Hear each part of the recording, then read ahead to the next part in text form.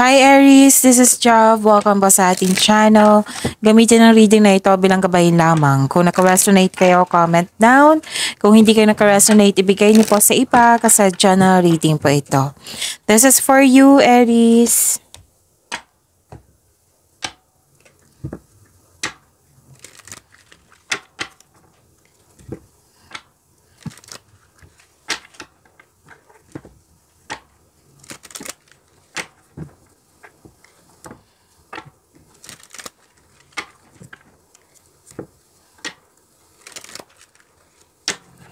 Para po ito sa iyo, Aries.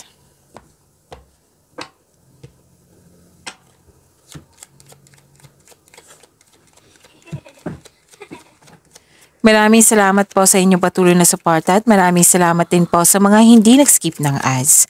Sa mga hindi pa nag-subscribe, subscribe na po kayo at click bell notification para malaman nyo na may bago tayong video. Para sa mga gustong magpa-reading, comment po kayo ng personal reading. Again, comment kayo ng personal reading and check my reply sa comment section.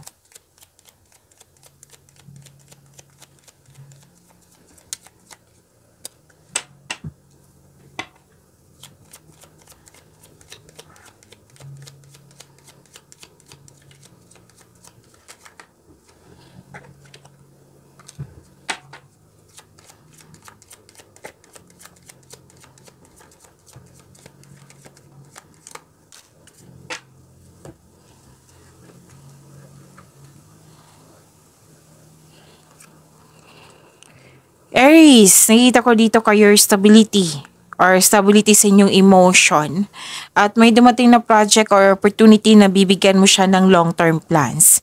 Yes, kitang-kita ko yung prosperity dito, Aries. Ang ganda, claim niyo po. So this is... okay. Nakita ko dito na may togetherness, celebration party, meeting, reunion, special event, public event. Yan nakikita ko. At pwedeng nakatanggap kayo ng regalo or tulong. Oo. May happiness ako nakikita dito. Love is blooming and abundance. Pleasure. And ano tawag dito? Recognition. Yan nakikita ko. So, ang ganda. Claim nyo po. Ang ganda po.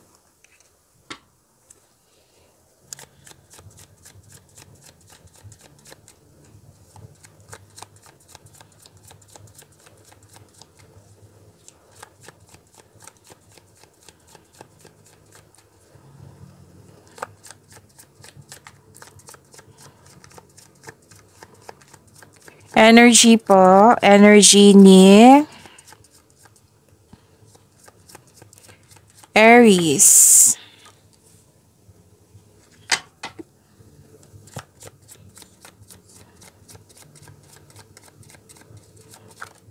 Okay.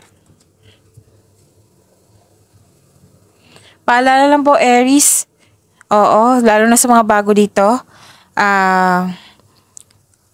Kung may napansin kayo na repeating message, meaning to say, pinupush ng cards nyo yan. Like for example, nanood kayo sa isang video reading natin, tapos dito rin, tapos napansin nyo po na may repeating message. Yan po yung pinupush ng cards na kailangan nyo bigyan ng atensyon, solusyon at aksyon kung maaari po. So ano yung energy ni Aries? Malalim ang iniisip mo dito, kasi may alok po May alok sa inyo na pinag-isipan mo ng mabuti kung kailangan kailangan may piliin po. Or natagalan ka sa paggawa ng desisyon kasi guarded ka. Gusto mong sigurado, ayaw mo ng negative na result. Gusto mo yung tama talaga yung pipiliin mo. So pinag-isipan mo ng mabuti. And ang sabi ng card dito na nagmuni-muni kayo dito, pwede din pagod.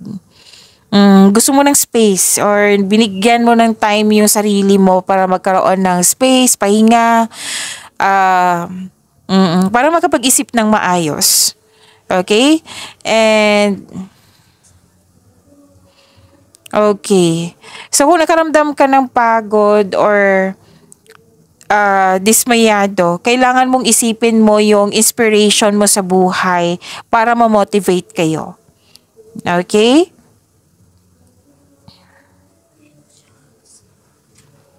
At nakikita ko rin dito na nagkaroon po ng embarking na healing journey. This is healing. Pwede din moving forward. Magiging balanse na magkakaroon ng pagkakasundo.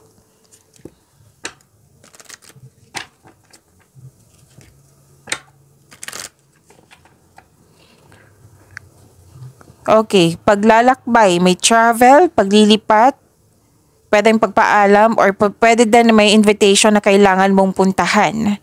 Relocation, travel sa ibang lugar, lipat work, lipat bahay, or bakasyon. So healing to eh. Pwede din naghahanap ka ng solusyon sa inyong problema.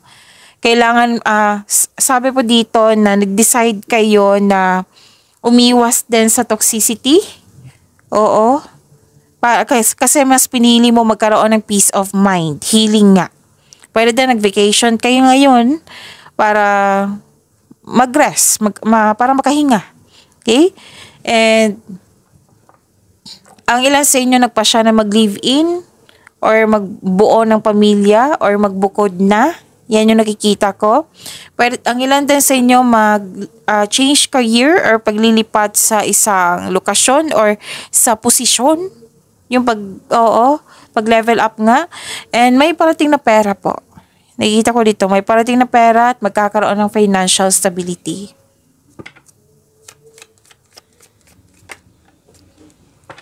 Okay, spirits, guys, angels, archangels, guardian angels. Message from Archangel Haniel. Passion. Trust and follow your renewed passion in your love life and career.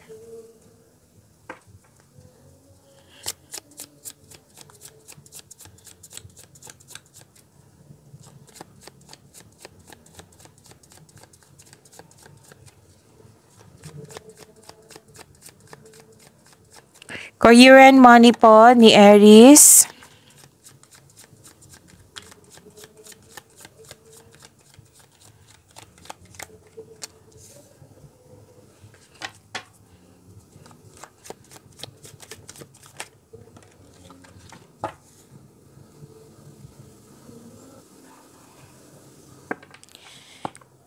Wow, ang ganda naman ng career and money niyo po. This is satisfaction and abundance. Oo, thankful ka sa mga biyayang natanggap. You have overflowing abundance, successful, and satisfied ka sa buhay. And may natapos ka dito, pwedeng project to. Pwedeng end of contract na sobrang saya mo. Basta may natapos ka dito na sobrang saya mo at sobrang satisfied mo sa naabot mong completion. At makakatanggap kayo ng recognition po for a job well done. At may nakita na akong promotion po dito. So, alam niyo naman kung ano yung promotion, di ba? Pwedeng literal, pwede din pagtaas ng sweldo, posisyon, or allowance, or maraming orders. Oo. So, following intuition and honoring your ideas, it will lead you to increase prosperity and abundance. So, this card signal abundance in all areas of your life. So, claim niyo po. Deserve niyo yan, itong overflowing of abundance.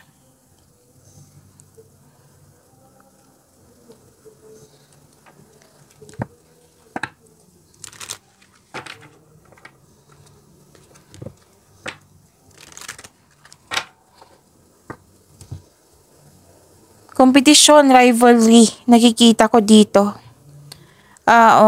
Yan lang yung challenge nyo na sana'y ma-overcome nyo. Pwede din may intense na pangyayari or di kaya may ganap na away dahil sa hindi pagsasang-ayon ng pamilya or grupo. At nakikita ko rin dito, magpapatayo kayo ng bahay or structure. So, ito yung challenge mo is yung competition. Kasi nga, marami kang napatunayan eh. It might be yan yung isa sa dahilan na may competition, di ba? Oo. Competition, rivalry, kasi nga marami ka nang napatunayan, tapos may tao talagang ganyan na competition. Pwede din healthy competition ito. Pero some of you hindi natutuwa sa competition na ito eh. So it might be may masamang intention yung taong yun. Selos, inggit, yan. So, ingat na lang po. Malalaman mo yan, kung sino yan, or kung meron ba. It might be, challenge mo lang yung sarili mo. Kaya marami kang natapos dito.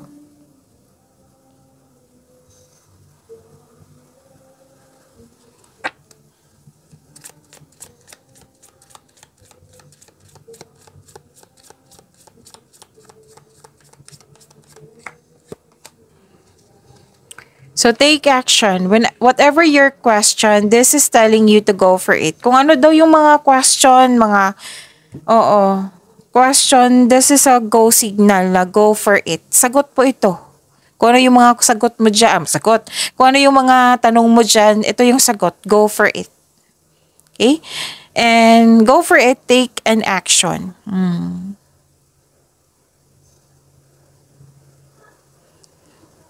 Take that next step to move forward. Just do it. Walang mababago kung hindi ka magawa ng desisyon. Nothing will change if you don't take action. So walang magbabago kung hindi ka magagawa ng action. Don't let opportunity pass you by. Baka mawala tong opportunity. So pag-isipan niya ng mabuti. Okay? Kailangan po ng action. This is about your love life, self-love, partnership, and romance. Aries.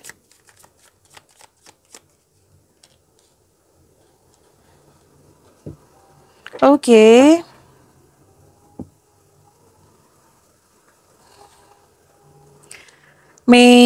You have a wonderful romance. You have a wonderful romance. Loving, maalaga at compassion partner, kayo or siya.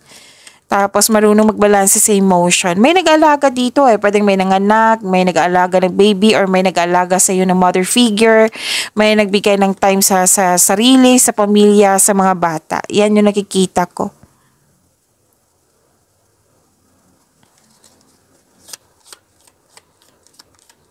Ma-advise ng card dito, single ka man, may relasyon, sa buhay mag-asawa, mag-focus po daw kayo sa mind healing instead of suffering. The past is now behind you. Release it and embrace new possibilities. A new path is now available to you. Follow it with faith. Pag-imanin niyo po yung blessings sa binigay sa inyo. Aries, see you tomorrow. Maraming salamat po.